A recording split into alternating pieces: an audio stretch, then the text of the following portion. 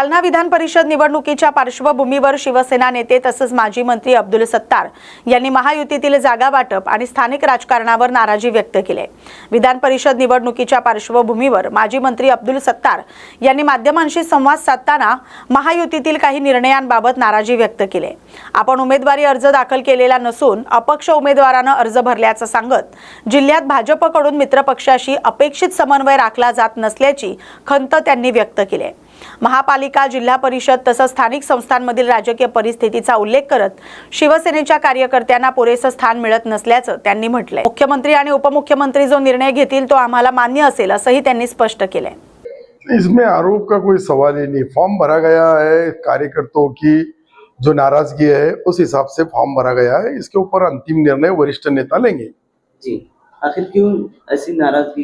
ऐसी कोई नाराजगी का सीधा और सिंपल मामला है कि जो हमारी नगर पालिका है दोनों भी, उसके अंदर जो निधि नहीं मिलता, इसके लिए ये परिस्थिति निर्माण हुई। और ये परिस्थिति निर्माण होने की वजह से मैंने भारतीय जनता पार्टी के स्थानिक नेताओं का इसके अंदर बहुत बड़ा ये है। हमारी शिवसेना के पालक मंत्री है, उनके तरफ से भी जो न्याय नहीं मिल रहा है, वो न्याय जब नहीं मिलता है और पक्ष में एक इसको लगता है कि यहाँ शिवसेना खत्म हो जाएगी, वहां शिवसेना खत्म हो जाएंगी, तो शिवसेना को ये कहीं तो भी इस तरह से लोगों के बीच में उनके काम नहीं होना, उनके हिसाब से नाम नहीं होना, उनको निधि नहीं मिलना, उनके जो मतदार संघ के जो चुनाव क्षेत्र के छोटे छोटे मसले हैं उसके लिए समझो हमारा जिला नियोजन मंडल का 800 कोटी रुपए का नियोजन है। हमको 800 कोटी में से दोनों नगर पालिका को 8 रुपए भी नहीं मिले।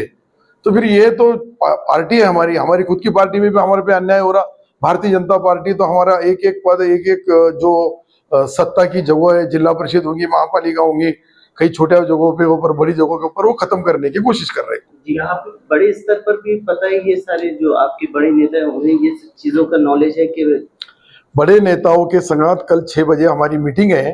वो मीटिंग के बाद में मैं उप मुख्यमंत्री जी एकनाथ शिंदे साहब और मुख्यमंत्री जी देवेंद्र जी इनसे बात करूंगा। उसके बाद में अगला फैसला होगा। 6 विधायक, एक सांसद, एक पालक मंत्री, इतना सब होते हुए भी ये चीजें यही चीज जो है, ये जो रणनीति है, ये आपको नहीं समझेगी, ये राजकीय भाषा में हमको समझ रही। इसके लिए हमने उसकी चर्चा शुरू की और ये चर्चा शुरू करने के बाद में मुख्यमंत्री, उप मुख्यमंत्री इसमें अंतिम निर्णय लेंगे।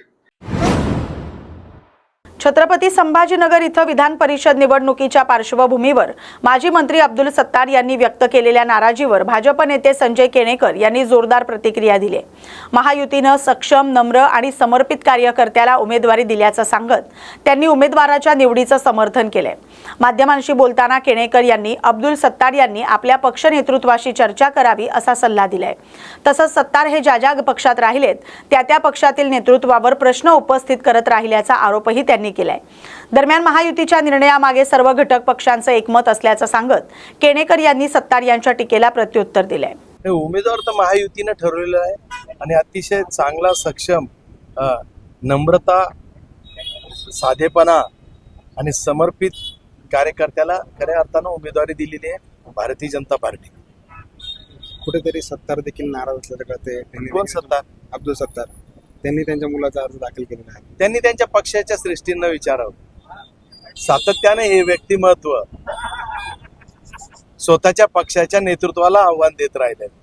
ते ज्याही पक्षात राहिले सातत्याने श्रेष्ठीला आव्हान देणारे नेतृत्व राहिलेले आहे आणि त्यामुळे डोम कांवळ्यांनी आमच्यावर टीका करू नये आणि कामाख्या देवीची महंती सत्तारांनी सांगावी। आम्हाला इतके दुर्दैवी दिवस आमच्यावर आले।